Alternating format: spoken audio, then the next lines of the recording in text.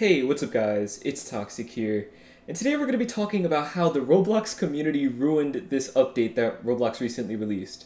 About a few months ago, Roblox announced that they were releasing something called the Virtual Crowns, and basically what these crowns are, they're awards that are given out to developers. And it doesn't necessarily mean that it has to be a very famous developer like the creators of Arsenal or Jailbreak or any game like that.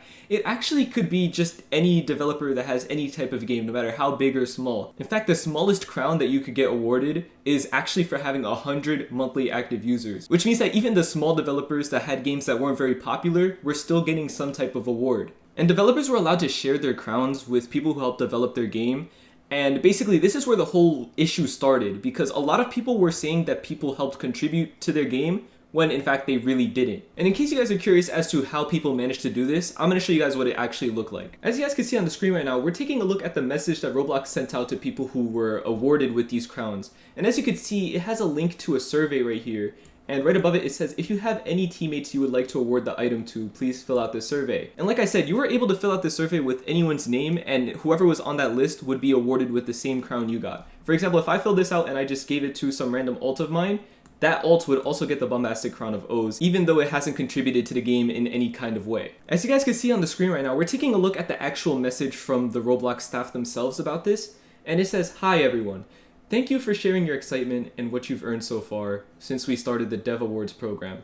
It's inspiring to see so many of you proudly wearing these virtual awards.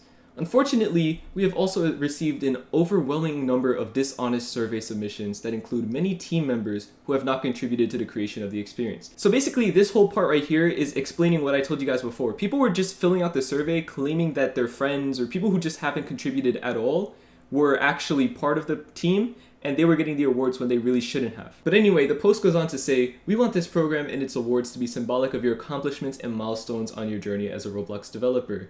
Granting awards to the individuals who have not earned it devalues the hard work of those who have. Because of this, we have decided to place a temporary limit on award distribution. Until we have a new solution in place, milestone awards will only be granted to the owner of an experience."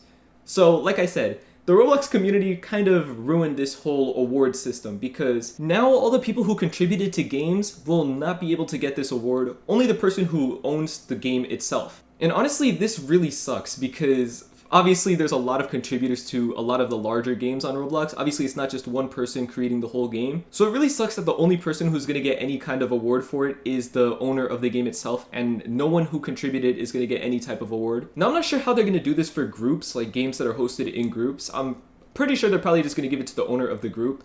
But either way, like I said, it's really, really sad that this is what ended up happening with these awards, because I thought it was really cool, and I thought it was a nice way to award the people who make, really cool games, because a lot of the higher up crowns, in my opinion, look really cool. Like, I like the Sparkle Time crown. That one looked really cool in my opinion. But yeah, it sucks that Roblox had to change this. And then they go on to say, "This was not an easy decision to make.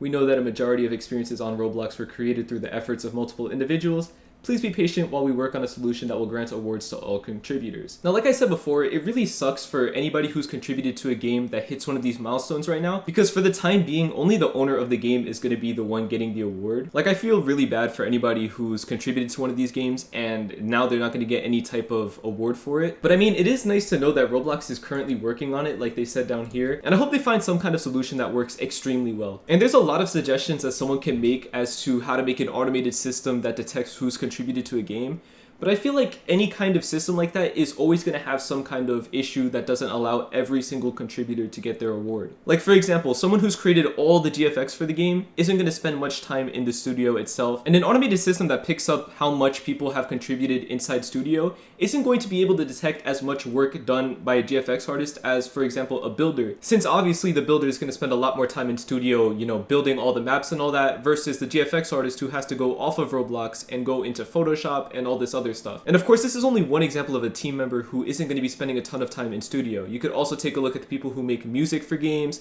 the people who make the Blender models, and just stuff like that. where they can't really do the stuff that they do inside of the Roblox studio. So I feel like anything that has to do with detecting time or contributions inside the Roblox studio isn't going to be very effective. But regardless, I hope Roblox finds some kind of way to fix this and allow the people who contributed to the game to get their reward. But yeah, I just wanted to talk about this today because it's kind of sad that the people who helped contribute to create these games aren't going to be getting the awards that they deserve anymore, at least for the time being. Like I said though, I hope Roblox finds some kind of way to fix this. But yeah, that's pretty much it for today's video.